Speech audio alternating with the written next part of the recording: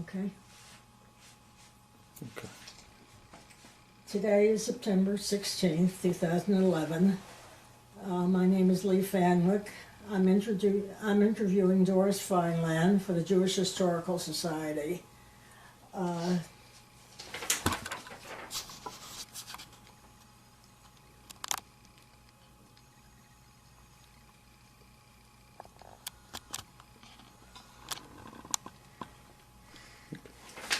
Doris, I want to thank you for allowing us to come and interview you today, because everybody in Stamford who have lived here a long time has something very interesting to tell us, and becomes part of our archives, which we have on Hope Street.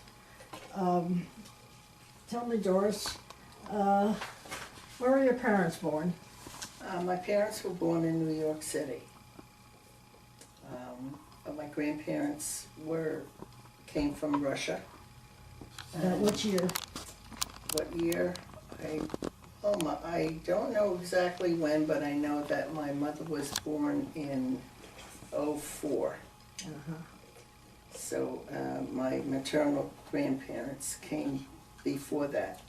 And actually a year and a half before my mother was born, they had another daughter, my Aunt Betty. And before that, they had a child who was born in Minsk, in Russia. And that was my Uncle Sam, and he was 3 years old when they came to this country. And my grandfather came here first and got a job, and then saved money and brought my grandmother and my uncle here. Where was your father born? My father was born in New York, and his parents came from a town in Russia. Actually, I think it was not Russia. I think it was more Austria-Hungary. Austria-Hungary Empire. And I think the town's name was Orin, O-R-I-N, because when we go to the cemetery, there's the Orin group, plot from the town. So I think that's where.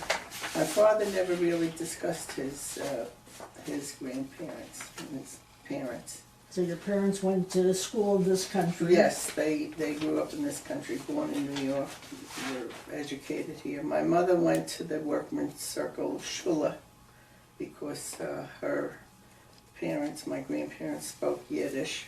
It was their main language. In fact, I barely could understand my grandmother when she spoke to me. She would give me commands, falesh the lich, or something spoken Yiddish. Yeah. So your parents spoke Yiddish then? My parents spoke Yiddish, but never to me. Never. So you didn't. That was their secret language. So you didn't understand. So I didn't understand it, and we moved in with my parents when I was with my grandparents when I was 15, 16, and so my grandmother spoke to me in Yiddish. Didn't understand her, but with hand signals and a couple of English words thrown in, What borough were they? The Bronx. The Bronx. Yeah, I was born in the Bronx Hospital. And where did you go to school? Where were you born? I was born in the Bronx Hospital in the Bronx, and I went to school in the East Bronx, and we moved to the West Bronx, and when I got married, we moved to Pelham Parkway, also in the Bronx. So I was a Bronx girl. I didn't want to come to Stamford at first. I thought Stamford was a hick town. I says, "Oh, you want to take to the, to the country? I don't want to go to the country." Now it's a big city, Right. But in those days, I said I want to be with my family and my friends. But my husband worked in Stamford, so we moved here. What year did you move to Stamford? 1961. And you went to high school and school in the Bronx. Yes. And then where did you? We also moved to Florida for a time and then came back to the Bronx. But the Bronx is where I grew up. Did you go to college? Actually, I went to college many years after high school, after I had 4 children. And then my husband said, now it's time for you to go to college. And took me raising 4 children, they were little, raising 4 children, going to college. It took me 10.5 years Oh, that was to finish ambitious. college. Where did you go to college? I went to UConn, mostly. In those days, UConn, you had to go to various other schools. I went to the medical college in Valhalla, New York, and I went to Bridgeport University and SUNY in Purchase to get my credits for a degree in biology, a BS degree. And what did you do with the degree when you got it? Well, that's another story. I was primed to get a job in my husband's company because I had used their laboratories. That was Clairol at the time. I used their laboratories to do a lot of my research, my work. They were very nice to me and let me use their labs. And so they all knew me there, and I wanted to get a job there, but unfortunately, and they had an opening, just what I wanted, but my husband's boss said that my husband might take over that department, and that would be nepotism, I guess, or something. And he said he preferred that I not work there. And then it was hard to get a job in my area. What year was this? This was in, let's see, 83, I guess, when I graduated, 82, 83, I don't remember. But,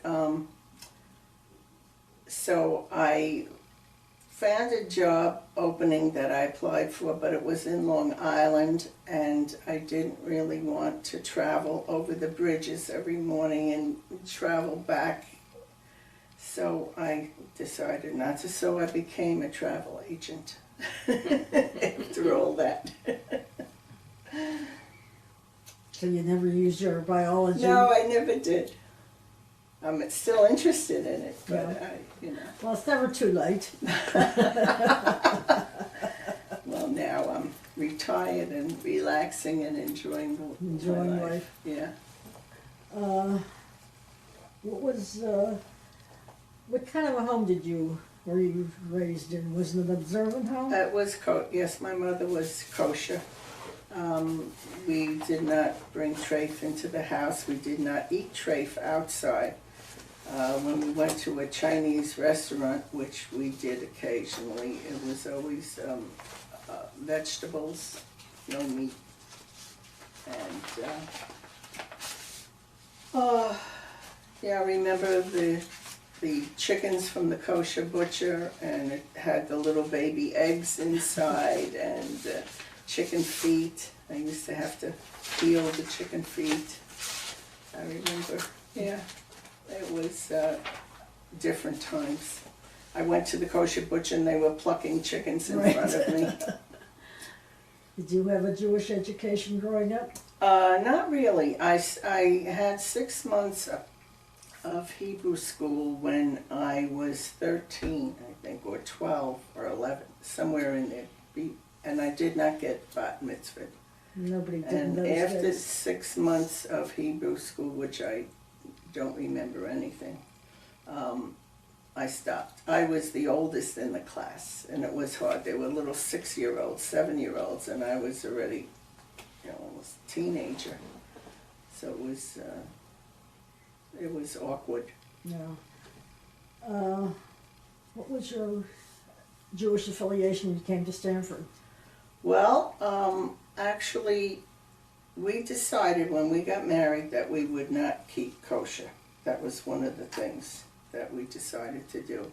And when we came to Stanford, the first people I met in our garden apartment were affiliated with the Good Sholom's couples club. So I joined the couples club. I did not join the temple. I joined the couples club. And then as our children got to be school age, we decided that we would join Aguda Shalom because we knew everyone there. And so we Who were joined. some of the first people you became friendly with at Couples Club? Well, it was Betty and Bob Katzeff were the first ones. They lived in the apartment beneath us, so they Which apartments introduced were us. they? Well, I don't know what it's called now. It used to be Cortland Gardens Apartments, opposite what became Cortland Garden Nursing Home, Right. but the apartments across were called Cortland Gardens Apartments. And I think they changed the name since then. Right. But that was our first. Wasn't Fairlawn? No, Fairlawn was on the next block. But ours was, Fairlawn Apartments were smaller. Cortland Gardens were larger apartments, and we had our own little complex. Fairlawn had a swimming pool, we didn't, so there was a competition between the apartment houses. But when my sister-in-law moved to Fairlawn, I used to go there often, and I met all the other couples who lived in Faylawn, who were also part of Couples Club of Aguda Shalom. So It was a nice introduction to Stanford. it was very nice. I'm sorry that they don't do that anymore, Right. but it was really nice. Right. Tell me something about your children. What do they do? My children now, well, they were all educated in Stanford and went on to college. None of them live in Connecticut. My oldest is a, what is she, Ray? Financial analyst. A financial analyst, works for Standard & Poor. And my other, that's my daughter, Laura. And my second child, my daughter Robin, works for Lesley University in Boston, and she's in Cambridge actually. She's a media specialist in their library. One of my sons, by the way, I have twin sons. One of my sons is a physician. He has a family practice in Northampton, Massachusetts. And my other son, his twin brother, is a environmental scientist, and he works for the state of New York in Albany. It's very interesting. What are you involved with in the organizations in Stanford? Well, I just became a life member of Hadassah. I used to belong to ORT.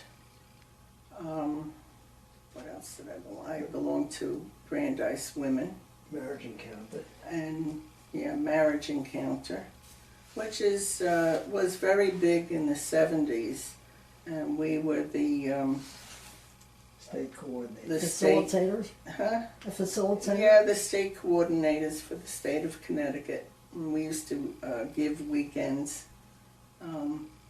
Then it kind of died out. Now we're just involved with the local image group, which meets once a month in people's houses. What is that? Image means I made a good encounter. But that's what it stands for. But it's a group that we try to enhance our marriage. All the couples work towards enhancing their marriage, and we meet once a month in various people's homes. You were telling me about your grandfather, that he was an artist. Oh yes, my grandfather on my mother's side was an artist. He was a decorator, and he used to paint interiors of people's apartments, like on Fifth Avenue, Park Avenue in You want to Manhattan. show us his picture? Oh yeah, I have a picture of my grandfather. This is my grandfather and my grandmother. Where was he educated that he became a decorator? Self-educated. So, Yes, he started when he first came to this country painting people's homes.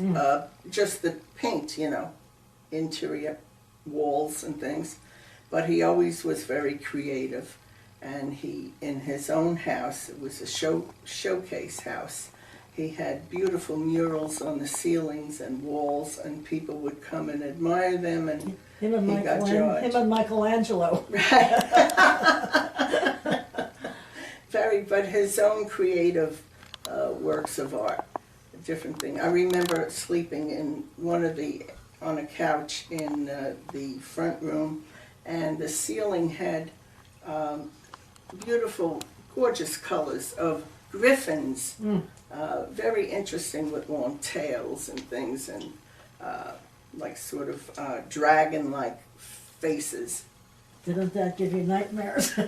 You'd think so, but it didn't. It was beautiful to look at. And I remember as a child when I was there visiting and stayed over, I would, admire that.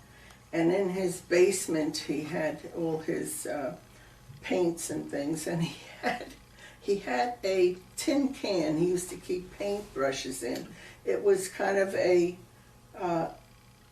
tall, rectangular tin can, and it had paintings on the outside of naked women. And I remember going, as a child, going, oh, what Grandpa has in his house. That's funny. And the things you remember as a child, it's funny.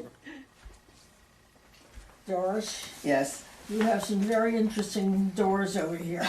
You want to tell us about them?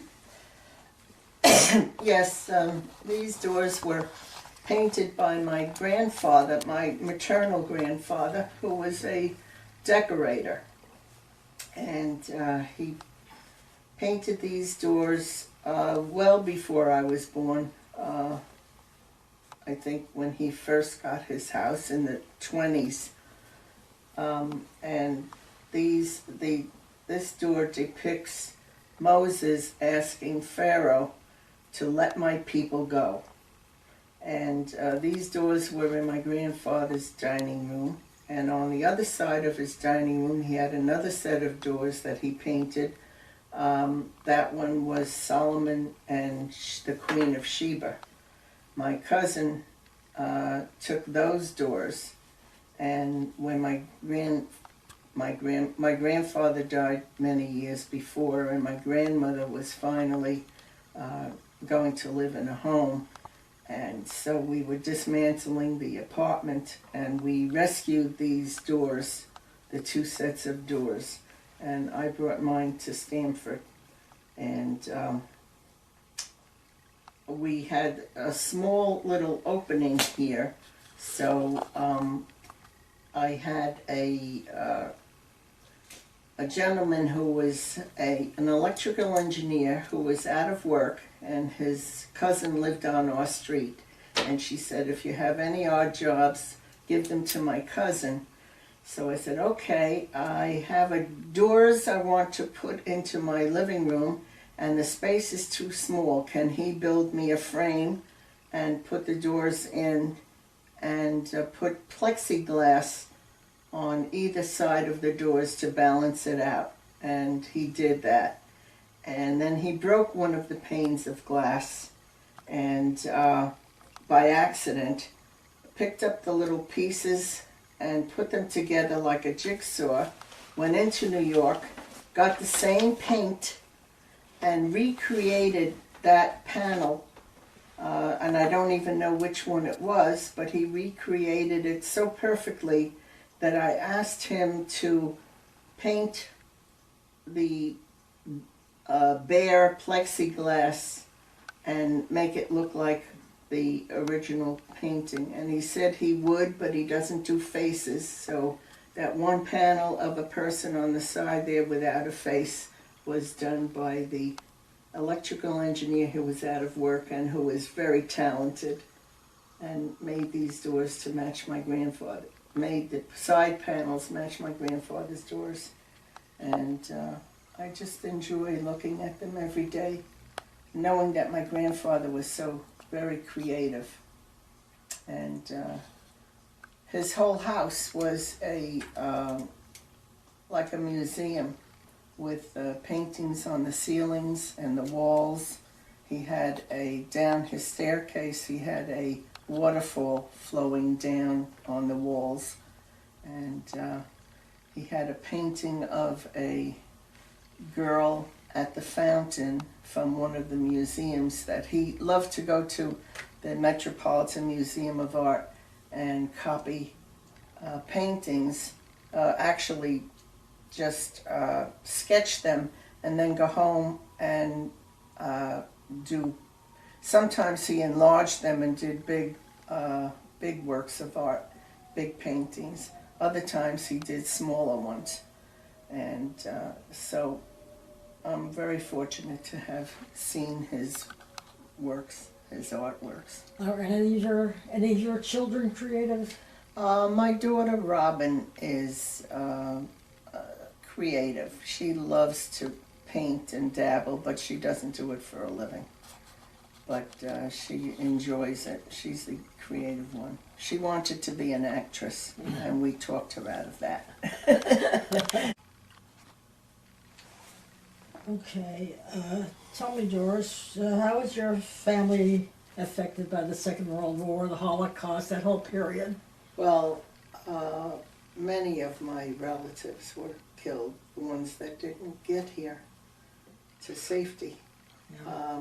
But I know one of my grandmother's nephew came to this country from Germany, and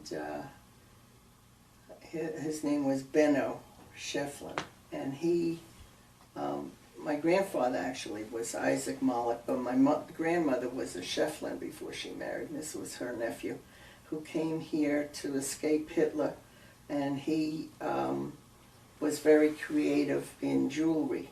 He did jewelry. I remember he said he sewed money or jewels or something into his clothing to come here.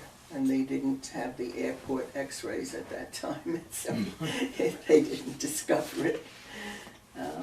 They all came through Ellis Island, all the ones who got here, but most everybody was killed. Perished. Except the ones also, some of them went to Israel, and they still live in Israel. But most of them perished. It was sad. Well, Doris, I want to thank you for allowing us to interview you today. Everything you have told us has been exciting and interesting. Thank We you. will give you a DVD Oh. for your keeping. I'm sure your children will how find it nice. interesting. Yes, thank you so much. I appreciate that. Thank you. Okay. My name is Lee Fanwick. I just finished interviewing Doris, your wife, and now you're giving us the pleasure of interviewing you, Ray Feinland, on this day, September 16th, 2011. Tell me, Ray, where are your parents come from? Where were they born and what? Okay, my parents were born in Poland. I came to this country in 1914. They were engaged. They met in Europe? They met in Europe. They were first cousins. What country? Poland. What town? Well, my mother was in a little town near Warsaw called Rich, and my father came from Biala. From where? Biala, neighborhood of Biala, both in Or Poland. Bialystok? Not Bialystok, that's a different town. This was just plain Biala. Okay, that's it for my parents, and then they got married a year or two after they came here. Where did they live? Well, my mother lived with her uncle, who happened to be a cantor in a very wealthy synagogue in Harlem. So she had a great She had her own room, and she loved it. My father had to sleep with his aunt, who was very poor, and they had already had 6 children. So they put a board over a sink, and he slept on the board with a little mattress on it. And then Was that New York City? New York City, yeah. So about a year or 2 later, they got married. And where did they live? Well, first they lived on the east side, and my father was like, well, he did, at first he worked mostly in did gutters and leaders on buildings and roofing. That was the trade he learned in Europe. He was an apprentice to his father, and they worked on the Trans-Siberian Railroad, repairing gutters and leaders, so that was his trade. And so working in houses, he had an opportunity to buy a house in Brooklyn that he had been working on. It was for sale. How old was he when he came in? Have you any idea? Well, my father was like 23, 22 or 23. My mother was 18 or 19. Oh, there's an interesting story there. I don't know if you want these stories. Oh, sure. Well, he got drafted, actually. The Well, First they were World engaged. War? Yeah, in Poland. He got, Oh, in Poland. Well, it was owned by Russia then, so he got drafted into the Russian army. And after a year of that, my mother said, well, I don't want to wait for you. You got another 3 years. So she says, I'm going to America, and if you want me, come with me. So he didn't want to go. He said he liked the army. But then he went with her.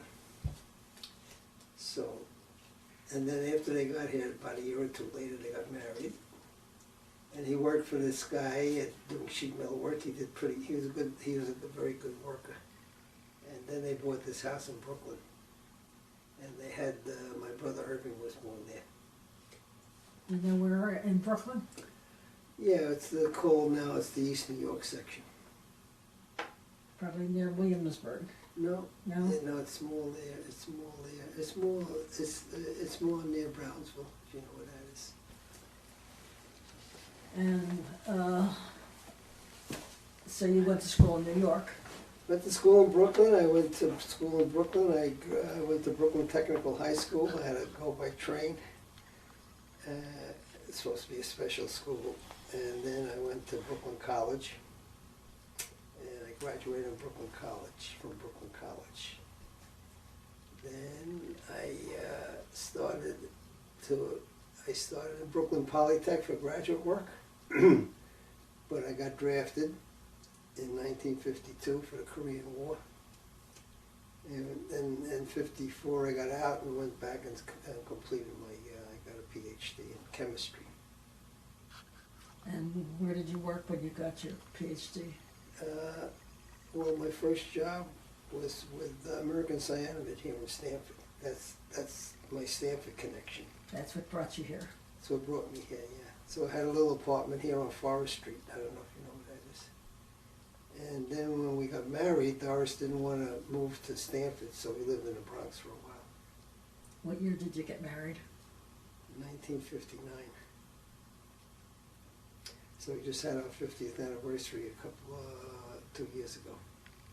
And you moved up here when? Moved up here, I think Doris talked about that. 61. Was it? Yeah. 61. 69.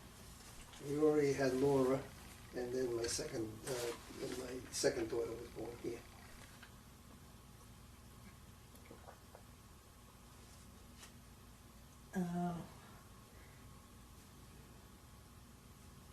Did you have a Jewish upbringing? Well, yeah, my parents spoke Yiddish and some English, and I can understand Yiddish pretty well and speak it a little bit. And I had a kosher home, but my parents were like they didn't really take it seriously. My father worked on Shabbos, and my mother, she never went to shul actually, very herself. And my father went on high holidays, he took me along. And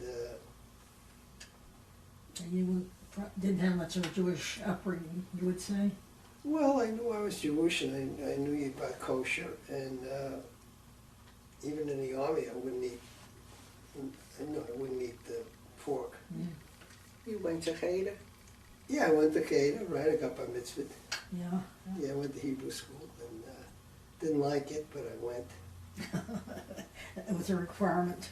Right. Well, you know, I'll tell you a little story there. Maybe it has some interest. My older brother was a very good student, and in fact, he was so good in Hebrew school that the rabbi said he should go to yeshiva, which he did. And subsequently, he had to drop out because he had a problem with his eyes. So when I came along, the rabbi expected a lot from me, you know. And so at first, I was pretty adept in the first few weeks. You know, I learned the alphabet quickly and everything. So when it came to Shabbos, the rabbi wanted to parade me in front of the older students to show that somebody could learn this stuff, you know. So he had me read something from the Chumash, which I wasn't prepared for, you know, so I botched it up. And so after that, the older boys made fun of me, you know, so that sort of turned me off. Would you say you weren't, and that was not a big influence in your life? Well, no, I knew, well, my mother, my parents said, oh, yeah. Were your parents disappointed when you didn't continue with your Hebrew school education? No, they just wanted me to be bar mitzvah. These were things that were not that important. Right, I put on the tefillin once, I think, after I had bar mitzvah. And then I put them in the closet. But, you know, I had to marry a Jewish girl. And you had to get an education. That was the two things that my mother would hock me every day practically. You had to go to school, become a professional, and you had to marry a Jewish girl. So those were Those were the requirements. right. Now that you're retired, Yeah. are you involved in anything in town that... No, not really. I had a small involvement with the Gutter Shalom Couples Club, that we had a scholarship fund, so for a few years I was administering that, you know. I think it was the Sidney Tarr Scholarship Fund. Right. Yeah. And we got involved with Jewish marriage in Canada. But that was the extent of my interest. Are you involved with anything now No, I now don't. that you're retired? No, my hobbies are, I like to play golf, and I like to read books, and I don't like to get into arguments about politics, so I avoid it. And you don't like to, you're not involved anyway at all in politics? Nope. No? You belong to the men's club? Well, that's not politics. Well, I tell you, my brother Seymour, well, he passed away. He was more into politics. I'll never forget, during the Vietnam War, he was trying to back this congressman from out west who was anti-war, okay?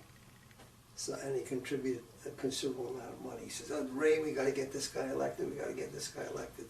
I forgot that guy's name. So then the guy did get elected, and then he turned around. And he supported the Vietnam War. So that's... Can't trust politicians. Right, exactly. You Was do there gardening? in your family anybody that was involved with the Holocaust or the Second World War? Well, I guess it's a sad story. Of my mother's family, and she had a considerable family, she had like, you know, 5 brothers and sisters. I think there was like 6 children. She was the only one who came to America, okay? And What year was that? she came with my father in 1914, just before the war broke out. And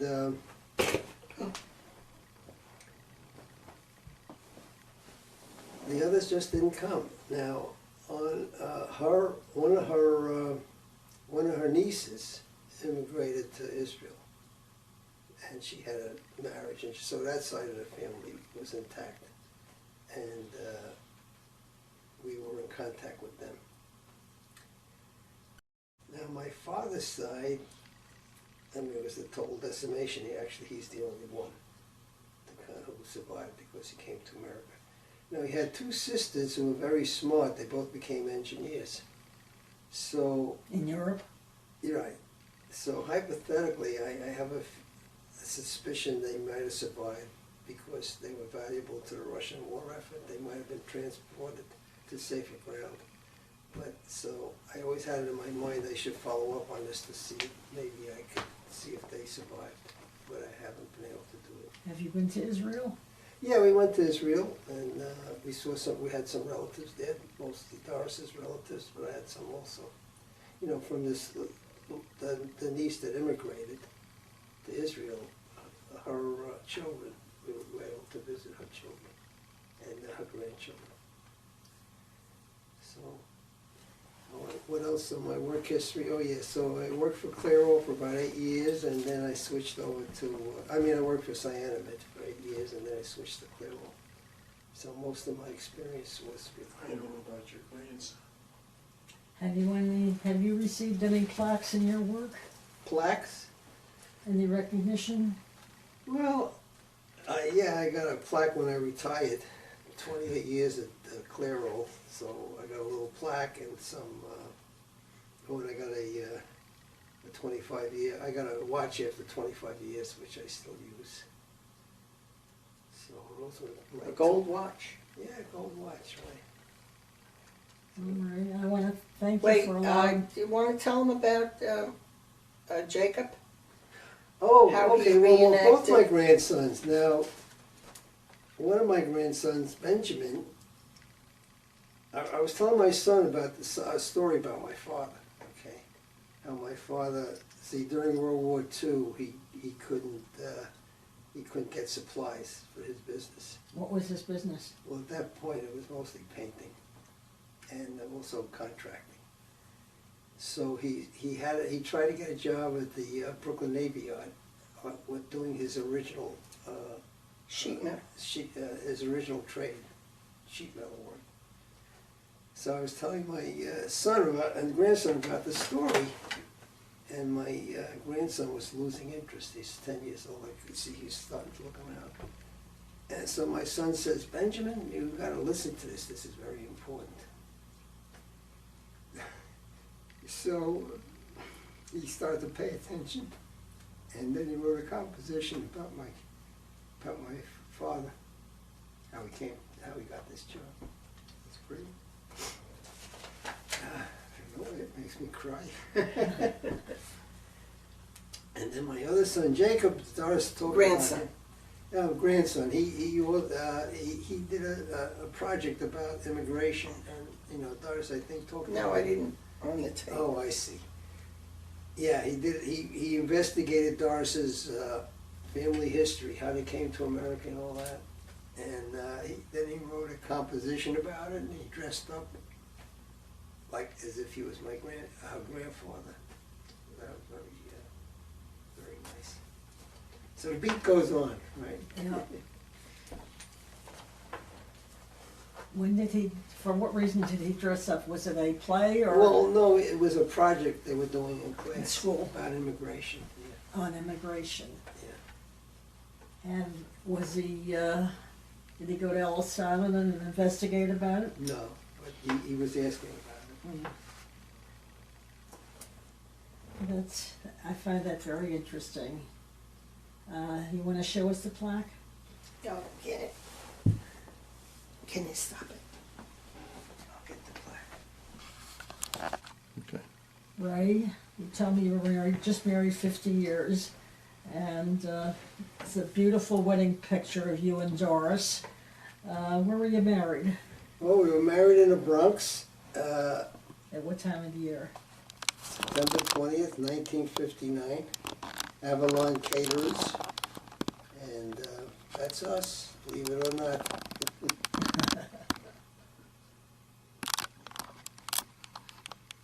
And you have how many children? We have 4 children and 6 grandchildren. 6 grandchildren. And there's another picture you have to show us there. Well, this was a collage my daughter made for my 80th birthday.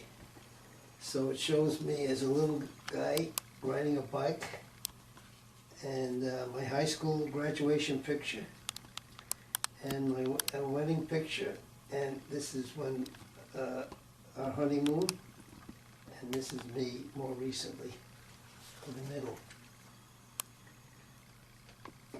That's wonderful. Yep, my daughter Robin put it together. Ray, I want to thank you for allowing us to interview you today. We will be giving you a DVD for your keeping, and it will go into our Stanford archives. Thank you. Now, do you want me to talk about the anti-Semitism thing? Yeah. At work or in school?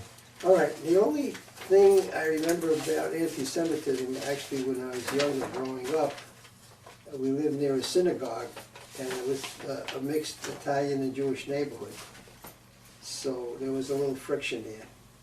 And, you know, sometimes the Italian kids would give us a hard time. But as far as work discrimination, I never experienced it. I mean, when I started with Clairol, I had a Jewish boss actually, Dr. Lustig. I don't know if anybody remembers him, but he was in charge of the lab at Clairol. And he was actually pretty religious. He won't go to show him. He was religious. And at Cyanamid, I didn't feel that I had a discrimination problem. So I feel fortunate in that respect. Stanford was a good town for us. Well, there was a big Jewish population when you got here. Yeah, and the only kid that had any trouble was Robin. Actually, there was a kid that who was picking on her. I don't know what he was, but he wasn't Jewish. But he was picking on her because she was Jewish. But that was the only instance we had. We used to call him the Nazi. That was the only instance that. Which school was this? In grade school. Still Meadow. Belltown? No, I think it was Still Meadow. Still Meadow? Or it might have been Still Meadow. Still Meadow. So that's it on anti-Semitism. I don't have much. I didn't really experience much.